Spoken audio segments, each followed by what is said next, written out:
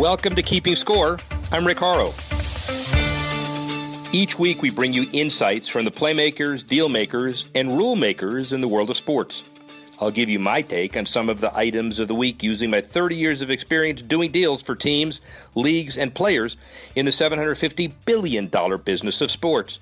Plus, we'll talk with a central figure in the sports world. The views expressed in this podcast are my own and do not represent the views of Reuters. Let's get started. Sports Professor Rick Horrow, and we are keeping score in an incredibly frenetic week. Decided that this would be a time to give you some perspective from all of the commissioners that we have interviewed, a cross-section basically of global sport.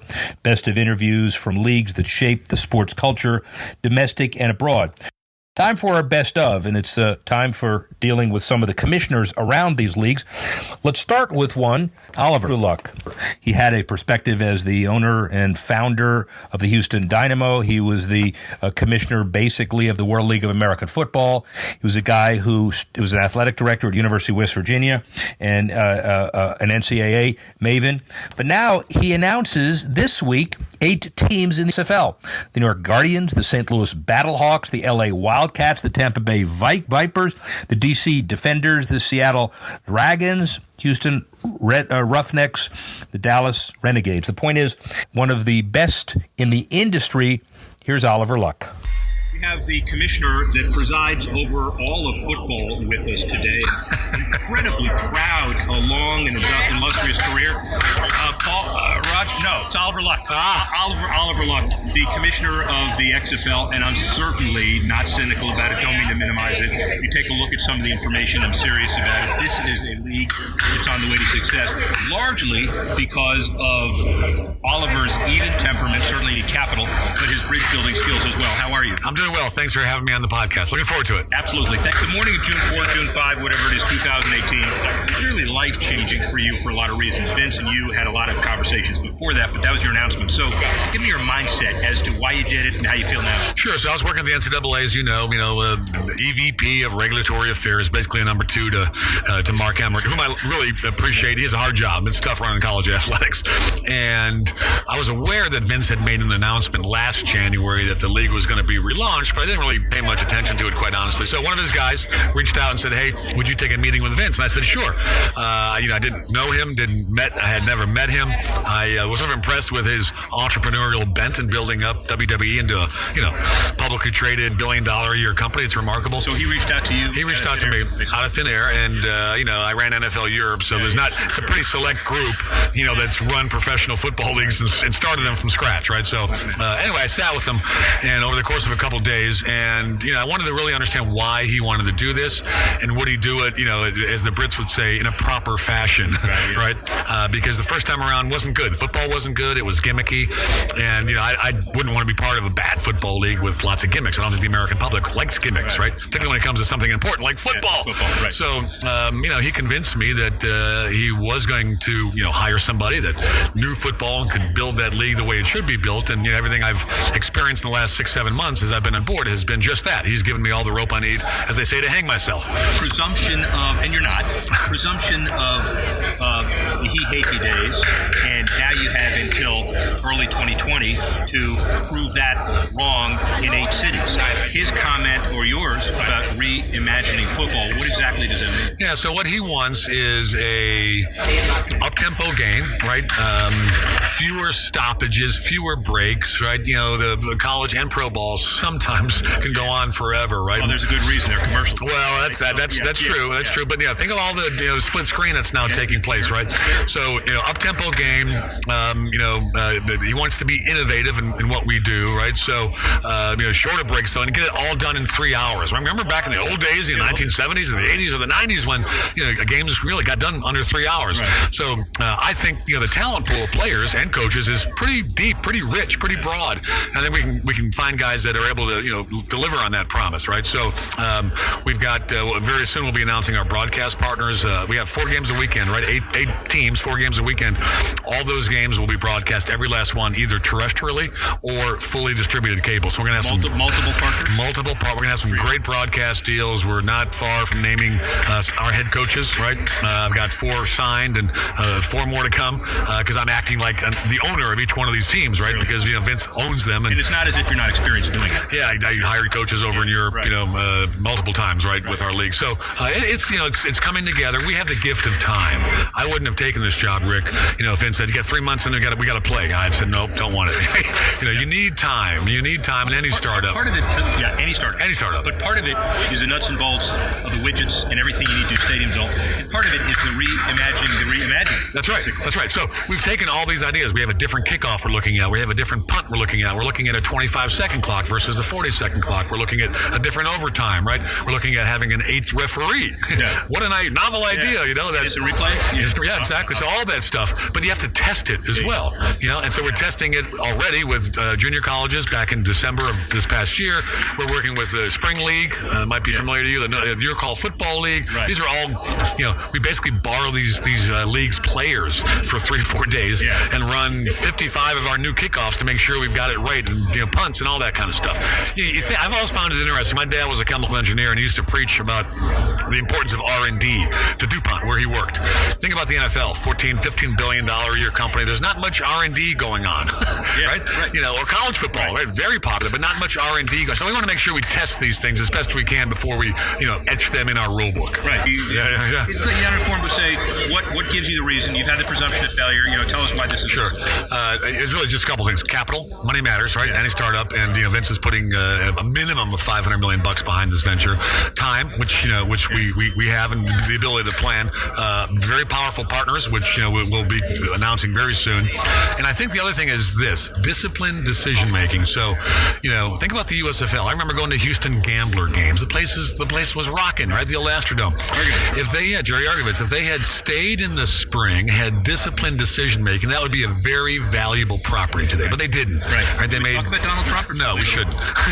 But they moved to the fall. That was a bad decision. Lack of decision making discipline. But that's the vision we have, right? So you build. Lamar Hunt was very interested in NFL Europe when I was running the league. Right. And Lamar used to say to me, Oliver, you always have to remember who you are, but more importantly, who you're not. So we have to remember who we're not. We're not the National Football League and never will be, right? But we can be the XFL and build our league in the spring, mind our own business, if you will, have good relations with everybody, right, in the football world, because I think it's all important. But I think we can build up brands that people kind of like and watch and follow. So what about MLS? And then I'm a huge fan of what Don Garber has done. If you go back and look at where they were when he took that job in, 2000 maybe, where they are today, it's incredible. The value of the franchises, the quality of the league. It's got ways to go still. Still's got to figure out how to break that TV question, right? It's not destination viewing for the vast majority of people. And that's a challenge. NFL is, and XFL hopes to be destination viewing. But, MLS has to kind of increase the opportunity for the TV broadcast and then expand their audience. What does it feel like when people stop you on the street and say, how's Andrew? Can you get me to Andrew? No, they say, tell Andrew I got him on my fantasy team, so he needs to throw a bunch. I say, you think he cares about that? I really. That's the question. Right? That's the question I get. Yeah, I'm sure. I said, hey, I'm great. Good job, but I'm not going to. Ladies and gentlemen, in that context, and by the way, he is one of our contributors to the Sport Business Handbook. You hear a lot more about it. But, key people in the industry, Paul Tagliabue's in there, Steve Russ in there, and on and on and on. So it's as good as it gets. Andrew Luck. Oliver Luck. Thank you very much. Thank you, Rick. I appreciate it. You bet. My pleasure. Rick Horrow, speak with you soon. Oliver Luck is great. Let's transition to the NBA. David Stern has been an interviewee. Adam Silver has been an interviewee. Mark Tatum, who's number 2 in command at the NFL, has shepherded the marketing program, the international growth program, and just this week, Steph Curry travels to Washington to announce he's sponsoring the creation of a men's and women's golf team at Howard University. Why is that relevant? Well, the NBA is overseas. It is diverse. It is domestic as well. One of the main reasons for that is Mark Tatum's longevity with the NBA. Here is our interview we did a couple of years ago with Mark Tatum. We start this podcast telecast with a very unique individual. Sorry about the long introduction. No problem. Mark Tatum, Deputy Commissioner of the NBA, storied career, very important in the NBA. NBA couldn't do without him. How's that? Thank you, Rick. I appreciate that introduction. Appreciate it. I set the stage for this finals, but give me a 30-second elevator speech about the health of the NBA. The health of the NBA has never been better. Here we have the two best teams in the NBA competing for a world championship between the Cleveland Cavaliers and LeBron James, multiple-time MVP, one of the best players to ever play the game, versus these Golden State Warriors, the defending champions here in the Bay Area. Steph Curry, the reigning MVP, and so it's just a terrific matchup that fans around the world are excited about. So around the world, we'll have an interesting broadcaster in a couple of minutes, but 215 countries, 47 languages. Yes. Where are you not now that you want to go? We are everywhere in the world that we want to be, quite frankly. In 215 countries and territories, we have 100 players in our league who started on NBA rosters this year. And in this finals alone, there are 9 international players from 5 different countries. So again, the international community is well represented in this finals and in the NBA. Mark Tatum, Deputy Commissioner, NBA. You know what I find interesting too is you're always going to be prolific with corporate sponsorships. There's always the Coke-Pepsi deal. That came out well for you. There's always other deals, AB. That came out well for you. But to find Tissot as the official timer of the NBA and getting $200 million for that, that's pretty cool. Well, I think the thing that's so great about Tissot is that what we did is we came up with an idea together with them, and it was a business solution for our shot clocks. And so they have this expertise when it comes to timing and Swiss timing, and so we integrated them into our shot clock. They're redoing our entire timing system, and so it was a true win-win relationship from an NBA perspective and from a marketing, branding, business perspective with Tissot. That is brilliant. Did Mark Tatum think of that, David Stern think of that, or Adam Silver think of that? It's a team effort. It is absolutely a team effort, but we have been in discussions with them for a little while, and again, our approach with all these partners is really starting with what is it that you're trying to solve? What business problem can we help you solve? And that's how we came to this mutual conclusion. So just for kicks, you do a $24 billion 9-year television deal, ABC, ESPN, Turner, and the like. The leverage you had was great, but to build the brand with television, especially in this world of vertical integration, that's not easy to do. Correct, and the nice thing about this is they are extensions of partnerships that we've had for a long time. Our partnership with Turner is one of the longest in the industry between a sports property and a TV network, and so we've been partners for many, many years with both ABC, ESPN, and TNT, and this really speaks to the value of live sports content. Do you like the jersey patches? I love the jersey patches. I think it's a great opportunity for global brands to get even more deeply involved with the NBA. I think that the thing that's going to be interesting about this and how it's going to benefit the fans is that there's going to be more of an investment from these companies who are investing in these jersey patches to promote the NBA, to promote the brand, to create experiences for consumers. You sold it on the basis of new found revenue as opposed to cannibalizing existing revenue sources, right? Oh, absolutely. I mean, this is a new piece of inventory. We think this is going to bring new entrants into the category of sports marketing and specifically the NBA. Yeah. And the other issue, though, the huge elephant in the room, player salaries are up to $6 billion. It was 57%. It's now 51%. We've got an opt-out opportunity a year and a half from now. Why would anybody want to opt out of this agreement? It's a great question. I mean, we're focused on this partnership. We're focused on growing revenue and growing the pie. And so we're having great conversations with Michelle Roberts, the executive director in the National Basketball Players Association. And we're hopeful that that it won't come to that. In this age of political incivility, let alone instability, are the substantive issues winning out? It sounds like the rhetoric is toned down a little bit from a year ago even. Oh, very much so. Again, business is great. We have a terrific partnership with the Players Association, and so there are going to be tweaks that both parties are always looking to make and have discussions about. But we're very optimistic about the future of our partnership with the Players Association. By the way, we are so lucky because when Mark comes, he brings Chase Kressel from NBA Communications, who, by the way, is our executive producer of this. He doesn't know it. We got 2 more interviews left, so he's going to be standing there holding that until his arms are sore. But that's what happens when you're with number 2.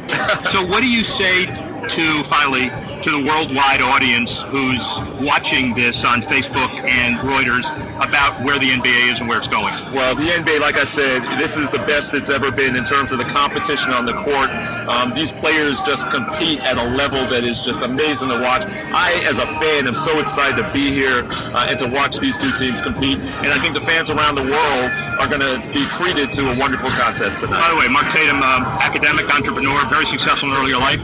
Are you liking liking what you're doing? I love what I'm doing. This is my dream job. I played sports growing up, played throughout college, and for me to be able to work in the business of sports, it's a dream come true. Kim Mandara from NBA Communications here. You know, interesting, when Mark walked over here, it's like the Pope, like the waters party. It used to. As we transition from Mark Tatum, there is nobody better, and nobody certainly has been in the saddle as a commissioner longer than my friend Gary Bettman. He shepherded the growth of the NHL from an unprecedented $50 million franchise fee years ago to now over $500 million as Seattle takes center stage as an expansion applicant and an expansion entry into the NHL. The Vegas story, the renaissance of the St. Louis Blues, the Washington Capitals winning in the interim, all of those are taken to the greater level from a perspective that only Gary Bettman has. We caught up with him a couple of times. Here is the best of Gary Bettman. Do you remember the song I Will Always Love You by Whitney Houston? Yes, I do. Well, let me tell you why it's important. When you were appointed as commissioner February 193, that was the song that was number one on the charts. It makes us feel both old, doesn't it? Actually, in the quiet moments when you and I together, you sing it to me on a regular basis. You are a senior statesman in the league and senior statesman in sports. And when you went to Cornell undergrad and you were just getting through your career, did you ever think that you'd ever be running a $4 billion hockey operation and be the longest-standing commissioner in the sport and longest-standing commissioner in North American sports? Well, you know, the answer to that question is very easy. If I were to say yes, you'd either think I was lying or insane. But the fact of the matter is no. You know, I went to Cornell. I was in the School of Industrial and Labor Relations, had a wonderful, wonderful undergraduate experience there, went to NYU Law School, and went to one of the big New York firms. I had started out to be a lawyer. I was always a hockey fan. I was always a sports fan.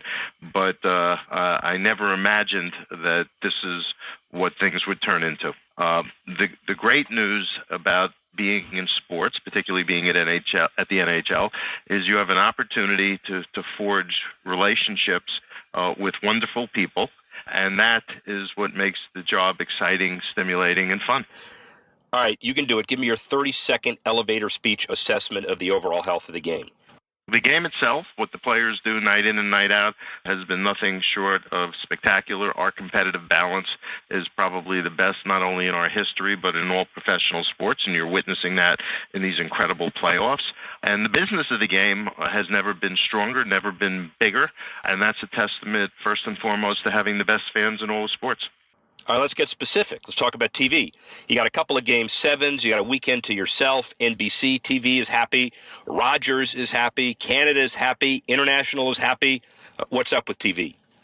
Television's good. It's making everybody happy. The coverage of the game, particularly in the United States, has never been more extensive. NBC does a phenomenal job, both principally on NBC and on the NBC Sports Network. And in the early stages of the playoffs, they use their other outlets to ensure, for the first time in our history over the last 3-4 years, that every game of the playoffs is televised on a national basis in the United States. Their promotion, their coverage, everything they do is first rate, and it's brought the game to more people in the United States than ever before. In Canada, you know, we are the preeminent television property, and Rogers is doing a phenomenal job giving fans wall-to-wall coverage. We are very fortunate to have two great partners for our national packages, both in Canada and the United States. Well, let's talk about Canada. You've got three of the top teams net worth-wise. You've got enlightened management, exchange rate coming around. You got good play. How have you turned it around in Canada? Well, first of all, we don't pay a whole lot of attention to the Forbes numbers on the valuations because they don't have access to the financials of any of the clubs. You know, it's a bit of a shot in the dark. I suppose, if anything, it shows trending, and the trending is that franchise values are higher than they've ever been. You know, when people focus on our game, when you look at it in Canada, there's nothing comparable, I think, for any sport anywhere in the world to the relationship that our Canadian fans have to our game. And it's almost breathtaking to see that level of connection. And while we have great fans throughout the world and great fans, avid fans, I think, more avid than any other sport in the United States. The fact is our fan base isn't as large as a percentage of the population in the U.S. as it is in Canada, but the fan base is growing. It's growing day by day. And that's a testament to the fans we have, to new technology, to what NBC has been doing and what we do with our sponsors and business partners. Which is more important to you, the fact that the revenue was about $400 million when you took over in '93 to nearly $4 billion now, that franchises are worth nearly $500 million now, up 20%, or that you've had labor peace since 2005? You know, I have a saying that drives people crazy around here, that everything's related to everything else. The fact is we were in '93 a little over $400 million. You know, we're approaching roughly $4 billion. You know, do the math. We've been talking about what the cap is likely to be. So, you know, it's in that ballpark. But the fact of the matter is everything starts with the health of the game on the ice. And we have a system that works, that creates incredible competitive balance, that gives fans of whatever team you want to root for the hope that your team can make the playoffs. And every team has that hope. And once you make the playoffs, anything can happen, and that's what we're witnessing. We're better able to connect fans to the game. We're getting more exposure and promotion, particularly in the United States, than ever before. And so all the pieces of the puzzle are important when you're growing the game and the business of the game. Is 30 teams too many, or just about right? All of our teams are in the best shape they've ever been in. Couples still have some work to do, but our ownership situation is the strongest. Franchises are the most stable they've ever been. Let's talk international. You expanding, obviously, across the pond, but our Thomson Reuters audience ought to know and wants to know, what about the Olympics? What's your process today? We haven't given much thought to the Olympic process. We're currently focused on bringing back the World Cup, which we'll do in September of 2016, and that'll be a great tournament. We do international efforts, events, in conjunction with the Players Association. We're joint ventures in doing that. And over the last few years, until Don Fehr took over the union as executive director, there was a lot of instability, so we weren't able to pursue many of the initiatives that we wanted to. Now that the union is stabilized, we're working together, and I think the World Cup will be the foundation that's our jumping off point for doing a whole lot of other things. We're a sport with a great history and tradition relative to international play and international competition, more so than perhaps any of the other North American sports leagues. Roughly 25% of our players, some of the most elite players in the world, come from outside of North America, and we're going to make sure that our reach continues to grow outside of North America. You get along with Don Fehr? Are you planning for the future now? Yeah, no, we're in the midst of a long-term collective bargaining agreement. The union has never been stronger or more stable in recent years, and that's a good thing. And so we're able to work together and engage in a number of initiatives that will benefit fans and hopefully grow the game as well. You're known as a franchise bulldog. You save franchises that are worth saving. You'll go to bat for those markets like Phoenix, but it doesn't always work. Look at Atlanta going to Winnipeg. In that context, what about the Florida Panthers? Florida's in a rebuild. There were some fundamental things that had to be addressed and fixed. And the good news is, under Vinny Viola's ownership, the commitment and the resources are there to put the right things in place. The team is more competitive than it's been in some time, and the response from the community has been quite strong.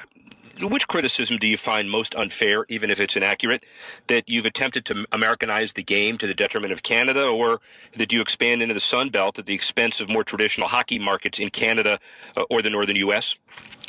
You know, I don't pay a whole lot of attention to that. The fact of the matter is we're trying to make the game stronger, bigger, everywhere it is. The fact is I was instrumental in instituting the Canadian Assistance Program in the late 90s, early 2000s when there were problems with the Canadian franchises. We want the game strong wherever it is. We're excited about the future prospects of our game everywhere, but we focus foremost on the places where we are, which are Canada and the United States, and whatever else we may do, including worldwide, we know where the priority is. So if you were commissioner for a day and you could wave a magic... You are commissioner for longer than a day. So if you wave a magic wand and you didn't have to worry about building consensus, what major change would you make? I don't know. I mean, the fact of the matter is that's fantasy land. There are no magic wands. Things require consensus. There's no magic bullets in anything. It's all about hard work. it's a great time to be a hockey fan, and that's what drives me more than anything else. Are you traveling less and enjoying life more? Traveling lots and enjoying life. I love what I do, and while travel's part of what I do, it's not something that I find to be unduly burdensome. It's fun to get out, see how organizations present their games in their own arenas, to interact with fans everywhere we go. That's part of the fun of what I get to do. Where is Gary Bettman 5 years from now? If I feel the way I do today, I think there's a song that goes like that, I'll still be doing the same thing. I love what I do. It's fun, it's interesting, it's a great challenge, and there are great opportunities. And as long as the Board of Governors is happy with me and I have the same level of interest and energy and commitment, then we'll keep doing this. Well, you see, it's the beginning of the football season in the NFL, clearly, and Lowe's signs a new licensing deal with the Dallas Cowboys, launching an online store with more than 10,000 NFL licensed items. The Lowe's sponsorship, very important. The reason we lead with that, by the way, this week is because it couldn't have come about without the relationship between Jerry Jones and his family and Paul Tagliabue. Paul Tagliabue, commissioner for 16 years, lawyer now at Covington and Burling. He's certainly earned everything he's gotten.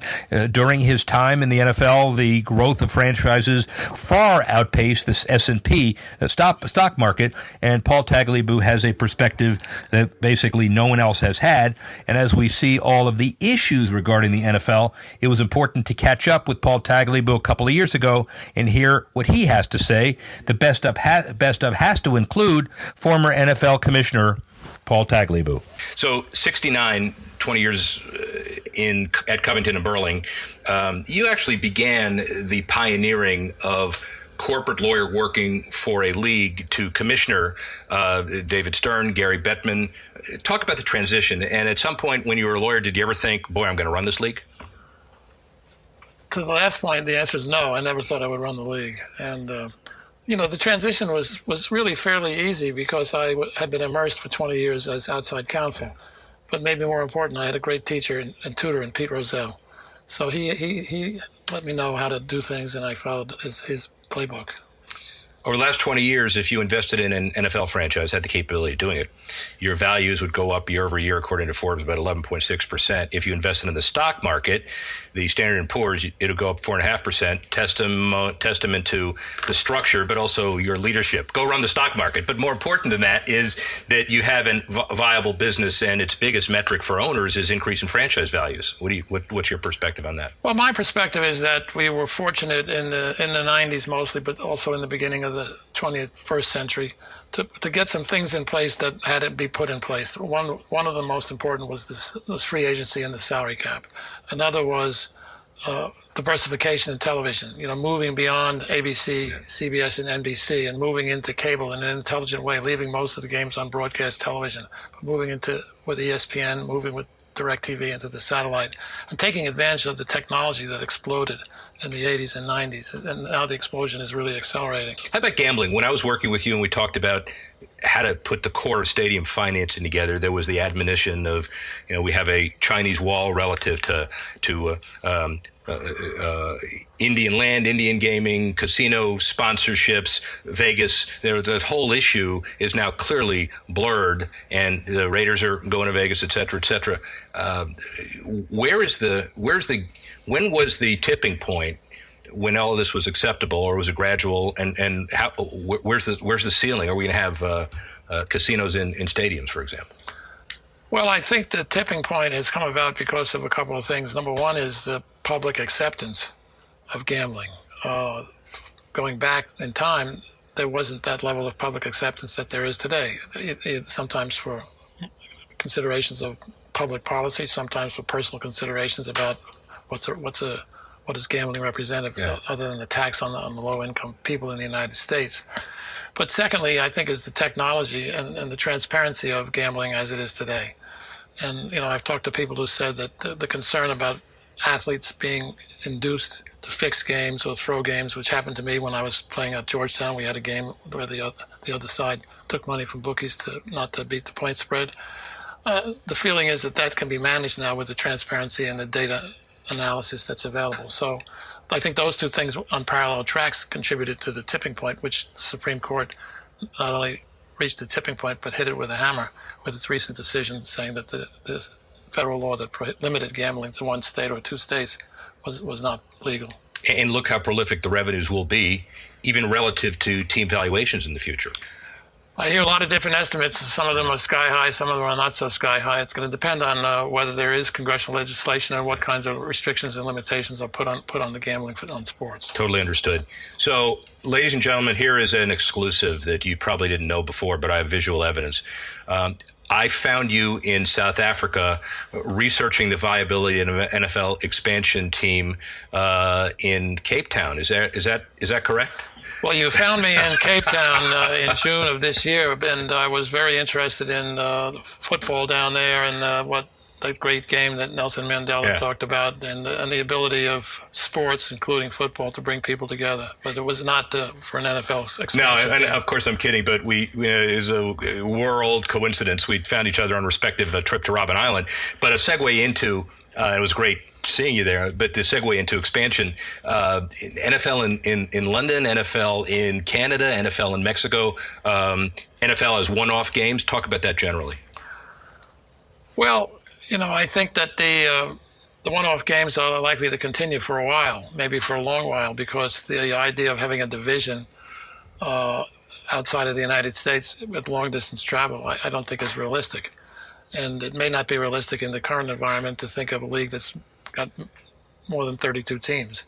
So I think the London experiment might be extended to Europe. I've read about the possibility of games in Germany, which was the heart of NFL Europe when we had it.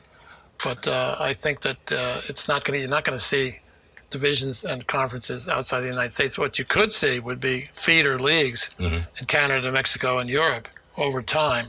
And I think that would be a great thing for the sport. World League of American Football too, basically? Yes. Or something like that. Something like that. Yeah, okay. All right, let's go off the field for a couple of minutes. We talked earlier in life about the new rules and what's happening, and are we tackling right the roughing the passer issues? Talk a little bit about that. Well, I think when you discuss those issues, you have to start with the competition committee. And the competition committee has been a great feature of the NFL structure. Some fans know it well. They could tell you who's on the competition committee. They can tell you when it meets. They probably read its reports today online. But I think that's been a key to the growth of the game, to changes in the game, the swing from a game that was predominantly running to a game that's predominantly passing.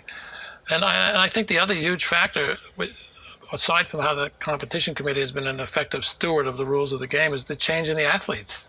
Athletes today are very different from athletes 40 years ago, just in terms of size, skill, speed, and a sense of invulnerability that comes from looking like bionic men and the equipment that they're using. So you have to take all those things into account as you look at the rules changes. Talking about basketball, Georgetown, congratulations, by the way, and nobody knows this, but he is the other 33 on the Georgetown University basketball team. You're in the Hall of Fame. Congratulations. Well, number 33 is in the Hall of Fame, which was the number that I wore when I played at Georgetown. So who else? Somebody else wore it? It was also worn by Patrick Ewing, and I only got in the Hall of Fame after he wore it, not me. Got it. Understood.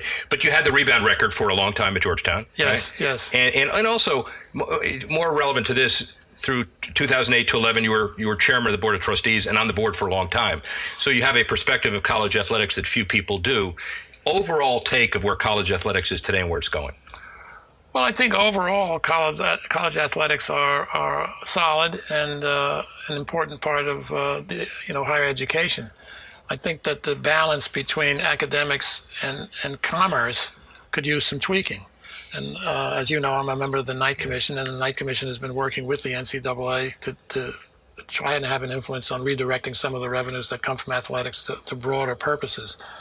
And I think the other aspect that needs more attention is the scholarship system, because the athletes, especially in Division I football and basketball, are committing so much time now to athletics. I think the scholarship should be more than 4 years. It might be 5, 6, or even 7 years. And the athletes should be rewarded in ways that take account of their academic performance, not just their performance in football or basketball. And that would apply to both men and women's sports.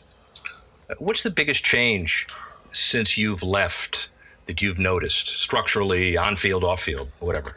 Well, I think the biggest change for the NFL and for the other professional and amateur sports, for that matter, the collegiate, is the way media has exploded and the way media has become available to everybody through the internet technology and digital technology and the proliferation of devices that we referred to earlier. The social media has become a major factor in the way people communicate at all levels, in all contexts, and it exposes everybody to criticism on a targeted basis.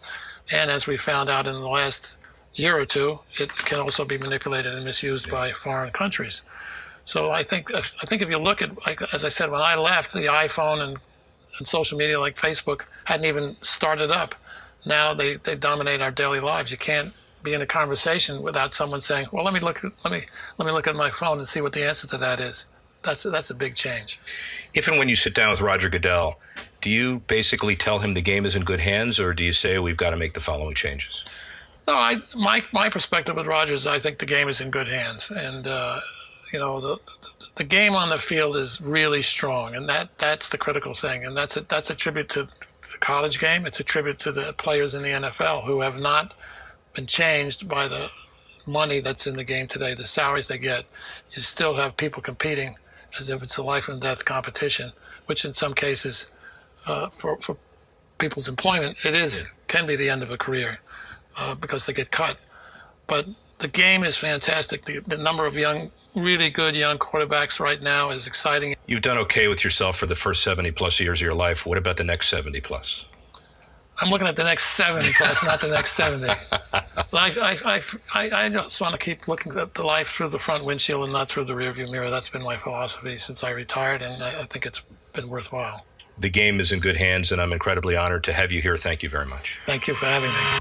Obviously, Paul, with an amazing perspective, and the items now shift to soccer. The interesting headline of the week is that the MLS announced its next franchise, St. Louis, and its new 22,000-seat stadium in the downtown West District, 120 feet of translucent canopy, and on and on. David Beckham's Inter Miami opens up with a new national club next year, Austin FC 2021. Then the St. Louis club makes its debut, all effectively because of the MLS commissioner, Don Garber. Garber's perspective is from an NFL deal maker to Soccer Don, as he's called now, and the franchises have gone up to the 300 million plus range before 20 years ago, as he starts, by the way, his 21st year as the commissioner of the MLS. His celebrated his 20th anniversary on August 4. Here's Don Garber. So, Commissioner, it's really important. Two things. Congratulations. First of all, being in the Sport Business Handbook, which is more important to me than it is to you, but there are a lot of other people in there. And second of all, August 4, 20 years. Yeah. So, August 4, 1999. Any idea that you'd be here 20 years from now presiding over a league where the average franchise value is $240 million and probably more, because Forbes always underestimates? Yeah, I mean, never. I never expected it, Rick. So it's been a great 20-year ride. It's been hard, but enormously fulfilling. The league's in a great spot, thanks to our owners and all the people that believe in Major League Soccer, from our fans to our players to all of our administrators. Well, watching the dynamic of a meeting like this and just sitting back and watching how you comfortably preside as any veteran commissioner / CEO would preside over a group that has ultimate confidence in you. It's got to be rewarding, where I don't want to minimize it, but a lot of this is on automatic pilot, and you can say something in a meeting and people will understand that that's the way it is without questioning it. How's that? No, that's not true. I think it's getting it's getting better. The longer you're in it, Rick, I remember David Stern once told me that his life got easy when every single team that was around the table he had brought in. Yeah. So you have a relationship with those clubs from the time they're interested in coming into Major League Soccer, through their purchase process to their ongoing engagement with their club and with their city. So I know them all. I've known them all for a long time. When the other leagues, and I'm really not, this is not about comparing you to the other leagues, although we could make a great pro rata case over the last 20 years. We won't do that because you're not going to take the bait. 20 stadiums, 7 new stadiums, $3 billion in construction, your people say. And when other commissioners take the lead, it's we got existing stadiums, so we'll get around to trying to figure it out. You were kind of on the hot seat early. You understood how important stadiums were to your deal, and you had to get a public-private partnership done in a model that it never worked before. difficult. Yeah, I mean, for sure, Rick. I mean, that is the story of our league over the last 20 years. Certainly one of the big stories. You know, billions and billions and billions of dollars invested in infrastructure, not just stadiums, but training grounds. And, that creates permanence, and it creates a home for our fans and our players. And so the whole thing also, it's not just marketing, but it's substance behind marketing. Did you ever think that James Harden would be a significant piece of driving up the enterprise value of the MLS? I never did, and I'm happy he has. It's amazing, but it happens all over the country, fun, right? cool. Yeah, it definitely.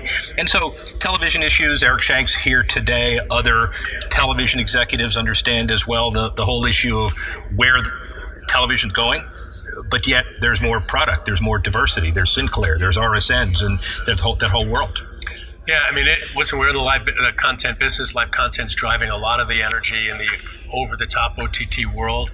The fact that we have a very young fan base that's very sanguine in the world of digital absorption and engagement, I think it bodes well for us. One more comment that's interesting after watching you as a veteran, incredibly adeptly fielding expansion questions relative to the people that, notwithstanding the fact you're not going to give it, want a commitment, not only today and where and how much and whatever, but it's got to be heartening to know that you got way more bidders and way more interest than you have spots. I think it's a credit, Rick, to where soccer in America is. That it's a good value proposition for those who are interested in investing in sports. The sport is on the rise. We've got the World Cup coming in 2026. We've got lots and lots of energy around Major League Soccer, and you put all those things together, and successful people who've got money to invest and have a passion for sport and a particular passion for soccer, it seems to be a really good opportunity for them. Yes and no. I mean, the no is, it's an environment of soccer, but over the last 10 years, you go from $30 million expansion fee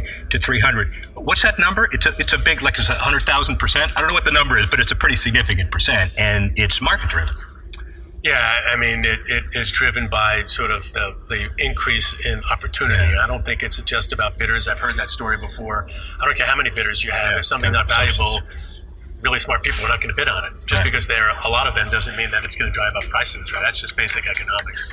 A couple of quickies. What do you say when people point to the $3.5 billion value of Real Madrid and Barcelona and Man U, and they say the value here is smaller? Obviously, you got 30 teams. It's the largest. It speaks to the opportunity, Rick. I mean, if you can own a soccer team and in La Liga in Spain or own it in England with Arsenal, then they're going to be valuable. Part of it is because of the popularity of the sport. We're going to work hard to make MLS more popular so our teams become more valuable. So in 2026, when the World Cup is here, are you still running MLS? I doubt that. Wow, that was a pretty damn candid answer. I think I probably got more of a candid answer than you give anybody else. But obviously, the league continues to move forward, and the legacy is there as well. Yeah, I mean, I don't know that there's been. I mean, I think that would be almost 30 years or something like that. I don't see that happening. Yeah, well, but you've created an incredible legacy. No, it would be 28 years. So that's a long time. It's a long time for anything. So 100 of the greatest 50 years of the sports business, 100 people involved. Again, I really, really, really appreciate and am honored that you're in this book, and the book is better for having you in it. Great. Well, finally, let's round out Major League Baseball. Ripken Baseball and ESPN Wide World of Sports Complex announced a partnership that'll bring elite youth baseball tournaments to Walt Disney World beginning in 2020. 11 ball fields, 6 youth side fields. The important perspective here is that Cal Ripken and his folks get to work with Disney, and obviously it's all about the kids. One of the reasons that's easy to do is new commissioner, or at least let's say 2-year commissioner, Rob Manfred. Taking over from Bud Selig, he's brought consensus, stability, and a whole bunch of different perspectives to Major League Baseball. Certainly challenges remain, but Rob Manfred very capable of handling it. Here's Rob Manfred. Commissioner Rob Manfred, so it's September of 1959, and it's your first birthday party, and you're sitting there, I assume, in Rome, New York. And were you thinking at that time that you'd end up being commissioner of baseball 50 or so years later? I'll be honest with you, I didn't think I was going to be commissioner of baseball when I went to work for MLB in 1998, and probably didn't even think that 10 years later. It was really not my goal. When I went to work for baseball, I was focused on improving what had been a really sorry state of labor relations, and that was really my goal. it's not an other league comparison, but it is an interesting parallel career track with basketball and hockey and football that, at least with Paul Tagliabue and, of course, Gary and David Stern, you don't start out intending to be commissioner. You start out at a law firm. You end up working for that league through that law firm, and then the rest is history. Interesting dynamic, isn't it? It is. I think that you've seen a change in that area. I think at one point in history, it was common for leagues to take outsiders, outside lawyers, whatever. I see the current generation of commissioners a little bit different. Adam, myself, Roger, all came up through the ranks. I started as an outside lawyer, but I was there for 14 years inside before I was elected. Is there an automatic time where you raise your hand and say, all right, it's been 14 years, I paid my dues, here it is? Adam, a little bit, Roger, 6 to 18 years and counting? Yeah. Look, it happens organically, right? People start to talk about it in the business, people start to write about it, and that's really how you become a candidate. You are, at this point, one of the valuable perceptions is not a whole lot of people know you, and I don't mean that as a negative, but there's certainly advantages not to be the lightning rod. Give us an idea of what you do day to day, the important stuff you do day to day. Well, I'm a routine person in terms of my daily activities. I try to begin the day with some exercise. I'm pretty religious about that. During the season, I get to the office. The first thing I do is review the replays from the night before. I think our replay system is a fantastic piece of technology, and it is actually fun to look at the videos and decide whether I could have gotten it right with or without super slow motion. And then, in a routine day in the office, I spend a lot of time with my 6 direct reports. I have a lot of really strong people that work with me on a day-to-day basis. And, if I can get through the 6 of them in a day, I have a pretty good idea about what's going on in the business. And so Bud Selig, among his other wonderful legacy items, he was known as a great communicator. And the rumor was he talked to every owner every day. Not possible. There's not enough time to do all of that. How important is communicating? Certainly, it's important to know what the owners want, but how important is direct communication to the owners? Direct communication with the owners is crucial. There's 30 of them. They are your constituency. I keep a little tracking sheet so that, if somebody goes a while and I haven't spoken to them in the ordinary course, just routine business, I do try to reach out and make sure that I've been in touch with each of the 30 in relatively short periods of time. Once a day, I think, was an exaggeration with Bud and probably not possible for me in terms of work schedule. We do try to communicate different ways. We have taken to a monthly update for our owners, directed specifically to them as to what we're doing in the office, what's going on, what we think's happening in the industry. And I do use email and more modern forms of communication that Bud was not enamored of. What do you think your legal and business role is relative to the labor union? Your bosses are the owners, right? And are your labor, are they partners or are they allies? They're certainly not adversaries relative to labor peace these days. So characterize. Look, I think we have a positive traditional union management relationship with the MLBPA. We've worked very hard within the normal construct of labor relations that's laid out under federal law to have a positive working relationship, to foster the notion among our players that working together is the best way to grow the business. And so you've been obviously involved with baseball. Let me get the numbers right. 28 years, but full-time 18? 19, you don't even remember. Yeah. No, I started full-time in 98, so 17 years. And then CEO for a little brief time until that was redefined. What have you discovered as commissioner that you didn't expect? Well, I think the two things that really have struck me. Number one, you have to be so much more careful about what you say, particularly what you say publicly. In the various roles that I had since I came inside, I would do public things, but people didn't pay that much attention to them. Now you have to be real careful about what you say. And secondly, it's just the time demands are very, very different. There's a certain sort of public aspect to the job. But I am and remain a task person. There are things that I need to get done in the office, and balancing those two things is tricky. It's that linear thinking that we're taught as lawyers. Right. That's the bottom line. There's a problem, you got to solve it, right? Got to solve it. Let's do real quick, because you can't solve all of these today, but let's do rapid fire substance for a couple of minutes. Hall of Fame, steroid user Hall of Fame issues long term. Think it's a writer issue.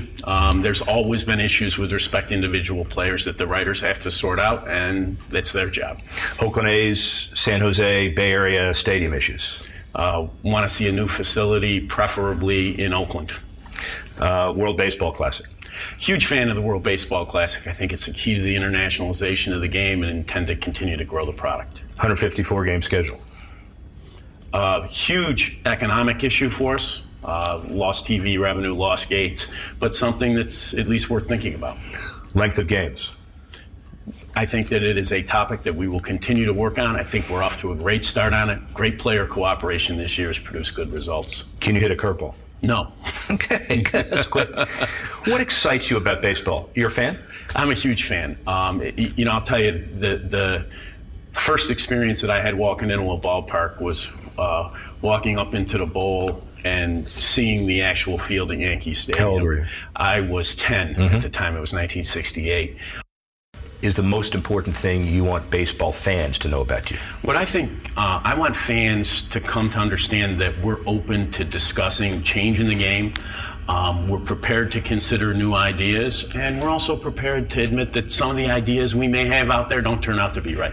So January 25 this year was your D-Day. Right. It was nice. It was a Sunday. Yeah, kind of hard to know what to do on that Sunday. Yeah, but the media found you anyway. Right. So the 5th year anniversary of your commissionership, so 2020, what will you have done? I hope that we will have reclaimed the next generation for baseball. I think the most important challenge for us is to make sure that we pass on to the next generation of fans baseball the way that our parents passed it on to us. Try to hit that curveball. It's going to help you. I will. Well, it gives you a sense both globally and domestically of the kind of leadership that American sports has, from Paul Tagliabue and now Oliver Luck on the football side to Mark Tatum, David Stern, Adam Silver on the NBA side, Gary Bettman with the NHL, Don Garber with the MLS, and obviously Rob Manfred, Major League Baseball. The best in the business, the best of, clearly, but let's remember how important all of these other items are as we continue to keep score. I'm the sports professor, Rick Horrow. Talk to you next week. Thanks for listening to this edition of Keeping Score. Assistance provided by Carla Swadek, Tanner Simpkins, Reuters Digital.